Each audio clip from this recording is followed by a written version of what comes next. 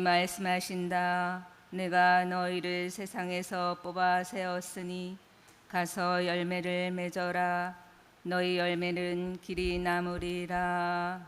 할렐루야. 주님께서 여러분과 함께 또한 사제의 영과 함께 마르코가 전한 거룩한 복음입니다.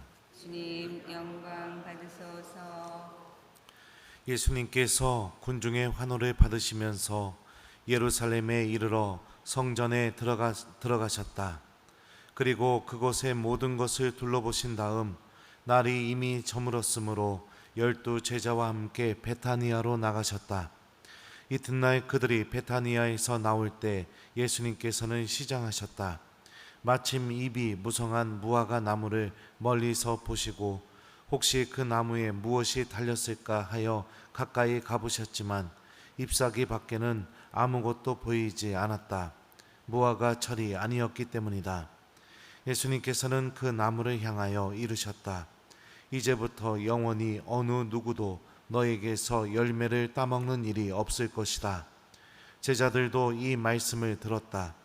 그들은 예루살렘으로 갔다. 예수님께서는 성전에 들어가시어 그곳에서 사고 팔고 하는 자들을 쫓아내기 시작하셨다. 환전상들과 탁자와 비둘기 장수들의 의자도 둘러 엎으셨다. 또한 아무도 성전을 가로질러 물건을 나르지 못하게 하셨다. 그리고 그들을 가르치시며 이렇게 말씀하셨다. 나의 집은 모든 민족들을 위한 기도의 집이라 불릴 것이다 라고 기록되어 있지 않느냐. 그런데 너희는 이곳을 강도들의 소굴로 만들어버렸다. 수석사제들과 율법학자들은 이 말씀을 듣고 그분을 없앨 방법을 찾았다. 군중이 모두 그분의 가르침에 감탄하는 것을 보고 그분을 두려워하였던 것이다. 날이 저물자 예수님과 제자들은 성 밖으로 나갔다. 이른 아침에 그들이 길을 가다가 그 무화과 나무가 뿌리째 말라 있는 것을 보았다. 베드로가 문득 생각이 나서 예수님께 말하였다. 스승님 보십시오. 스승님께서 저주하신 무화과 나무가 말라 버렸습니다. 그러자 예수님께서 제자들에게 말씀하셨다. 하느님을 믿어라. 내가 진실로 너희에게 말한다. 누구든지 이 산더러 들려서 저 바다에 빠져라 하면서 마음속으로 의심하지 않고 자기가 말하는 대로 이루어진다고 믿으면 그대로 될 것이다. 그러므로 내가 너희에게 말한다. 너희가 기도하며 청하는 것이 무엇이든 그것을 이미 받은 줄로 믿어라. 그러면 너희에게 그대로 이루어질 것이다.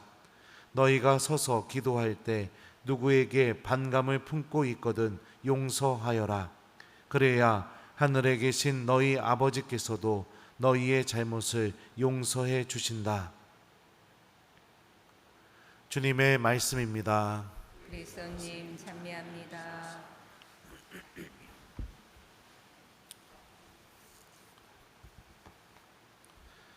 오소서 성령님. 잠시만요.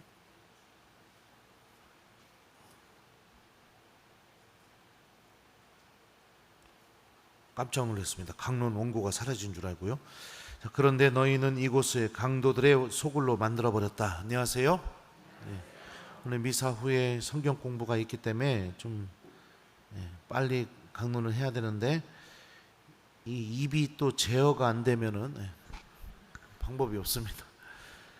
오늘 예수님께서 하신 일들을 좀 보셨으면 좋겠어요. 전개되는 장면, 무화과 나무에다가 예수님께서 다시는 열매를 맺지 못할 것이라고 말씀하시고, 그 다음에 성전을 정화하시는 이야기가 들어가고, 다시 그 무화과 나무가 예수님 말씀 때문에 어떻게 되었는지 그 이야기가 나오고, 그 다음에 하느님에 대한 믿음과 용서하는 삶, 기도하는 삶에 대해서 예수님이 말씀하십니다. 그죠?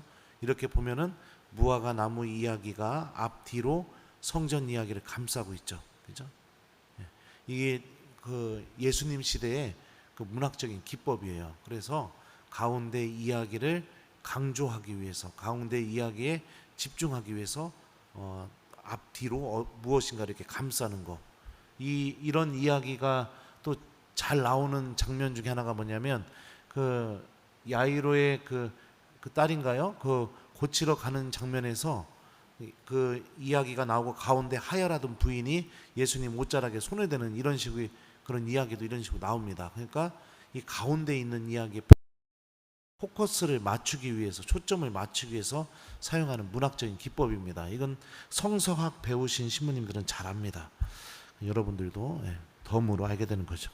미안합니다. 잘난 체해서. 근데 중요한 건 뭐냐면 성전이 이 무화과 나무에 빗대어서 지금 설명이 되고 있다는 겁니다. 열매 맺지 못하는 무화과 나무처럼 예루살렘 성전 또한 하느님께서 원하시는 열매를 전혀 맺어내지 못하고 있다는 거죠. 예수님이 그 성전을 향해서 이렇게 말씀하십니다. 나의 집은 모든 민족들을 위한 기도의 집이라고 불릴 것이다 라고 기록되어 있지 않느냐. 그런데 너희는 이곳을 강도들의 소굴로 만들어버렸다. 아무리 거룩한 장소일지라도, 또 설령 그 장소가 하느님께서 거처하시는 장소일지라도요, 기도가 사라져버린다면, 또 하느님께 대한 믿음이 사라져버린다면, 주님의 말씀을 듣는 삶이 사라져버린다면 그곳은 강도들의 소굴로 바뀌게 된다는 것입니다. 오늘 성전 안에서 사람들이 하는 행동들이 뭐죠? 사고 팔고 환전하고 물건 나르고 다 돈에 관련된 것입니다. 그러니까 하느님이 계시다고 믿어지는 장소에서 어떤 논리가 계속해서 그 장소를 지배하고 있느냐? 돈의 논리가 지배를 하고 있는 거예요. 그러니까 우리들의 신앙생활도 마찬가지죠. 우리들도 하나님께서 거처하시는 성전이죠. 코린토 2서 보면 이렇게 바오로 사도가 얘기합니다. 우리는 살아계신 하느님의 성전입니다. 이는 하느님께서 이르신 그대로입니다. 나는 그들과 함께 살며 그들 가운데에서 거닐리라. 나는 그들의 하느님이 되고 그들은 나의 백성이 되리라. 세례받은 순간부터 하느님께서 우리 안에서 거처하고 계십니다. 똑같습니다. 오늘 복음에 나오는 성전하고. 근데 이 우리들의 성전, 또 예수님이 가셨던 그 성전 안에서 기도가 사라지고 하나님에 대한 믿음이 사라지게 되고 주님의 말씀을 듣는 삶이 사라지게 되고 무엇이 자리 잡히게 되냐? 돈에 대한 논리, 돈에 대한 생각, 돈 때문에 움직이는 모습들, 이런 게 자리가 잡히게 되면 예루살렘 성전처럼 우리들 마음의 성전도 기도의 집이 아니라 강도들의 소굴로 바뀌게 된다는 겁니다. 강도가 어떤 존재냐면요, 여러분들, 내 뜻을 이루기 위해 수단과 방법을 가리지 않고 그 뜻만을 선택하는 그런 사람이 강도입니다. 그 방법이 비록 좀 폭력적이고 불법적이다 하더라도 멈출 줄 모르고 내가 원하는 뜻을 반드시 이루기 위해서 그 뜻만 바라보면서 실행하는 사람, 이게 강도예요. 그러니까 우리가 신앙의 영역 안에서도 강도가 뭐겠습니까? 하느님의 뜻, 주님의 말씀, 이런 거 하나도 고려하지 않고 그냥 내가 원하는 것만 이루려고 그냥 수단과 방법 가리지 않고, 기도도 필요 없고 뭐 다 필요 없습니다. 그렇게 살아가는 상태, 그게 강도죠, 강도. 우리 마음의 성전은 어떤가요?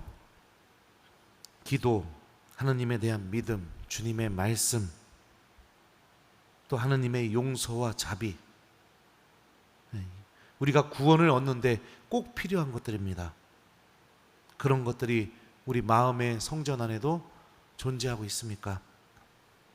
아니면 열매 맺지 못하는 무화과 나무처럼 매번 성체를 통해 우리에게, 우리 마음의 성전에 찾아오시는 예수님에게 아무 열매도 내어드리지 못하고 오히려 강도들의 소굴로 변해버린 내 마음의 성전을 주님께 보여드리면서 예수님께서 그런 나를 바라보시면서 마음 아파하시게 하는 그런 신앙인은 아닌지 오늘 말씀을 통해 한번 내 마음의 성전도 한번 들여다봤으면 좋겠습니다. 마지막에 이 말씀을 하십니다. 예수님께서 하느님을 믿어라. 그러므로 내가 너희에게 말한다. 너희가 기도하며 청하는 것이 무엇이든 그것을 이미 받은 줄로 믿어라. 그러면 너희에게 그대로 이루어질 것이다. 너희가 서서 기도할 때 누군가에게 반감을 품고 있거든 용서하여라. 그래야 하늘에 계신 너희 아버지께서도 너희의 잘못을 용서해 주신다. 주님께서 우리에게 바라시는 열매, 주님에 대한 믿음, 기도하는 삶, 또 용서를 실천하고 하느님의 용서의 주인공이 되는 삶, 이런 것들이 주님께서 우리에게 바라시는 열매죠.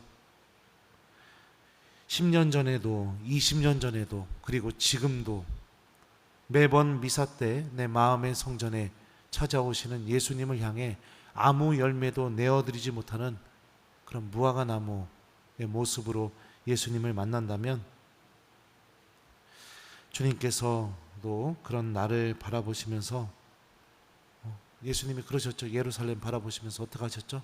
예루살렘아 예루살렘아 하면서 눈물을 흘리신 것처럼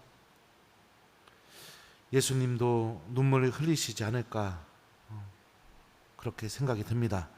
그래서 오늘 하루는 여러분들 우리 마음의 성전을 좀 정화하고 예수님께서 바라시는 열매들을 맺어내는 그런 하루를 보냈으면 좋겠습니다. 이제 강도들의 소굴이 아니라 하느님의 뜻이 자리 잡히고 주님에 대한 믿음이 내 마음의 성전 안에 가득 차고 또 기도하는 소리가 끊어지지 않고 하느님의 말씀을 기억하고 주님께서 바라시는 용서의 열매를 맺어내는 그런 하느님 보시기에 좋은 성전, 열매를 맺어내는 성전을 가꾸는 오늘 하루를 보내봤으면 좋겠습니다. 숙제 드릴게요. 오늘 숙제는 여러분들 기도하는 하루 아니면 용서를 실천하는 하루, 두 가지 중에 한 가지를 좀 해봤으면 좋겠습니다. 내 마음의 성전에 기도 소리가 들리도록, 기도 한 번도 안 해보신 교우들은 그렇게 좀 해봤으면 좋겠고, 남들 보면은 조그만한 잘못에도 막 화를 내는 사람들은 오늘 용서 좀 하려고 좀 노력 좀 해봤으면 좋겠습니다. 그래서 주님께서 기뻐하시는 열매를 맺어내는 오늘 하루, 강도들의 소굴이 아니라 하나님을 찾는 기도하는 집이 되는 오늘 하루를 만들어 보시기 바랍니다. 그런데 너희는 이곳을 강도들의 소굴로 만들어 버렸다. 아멘.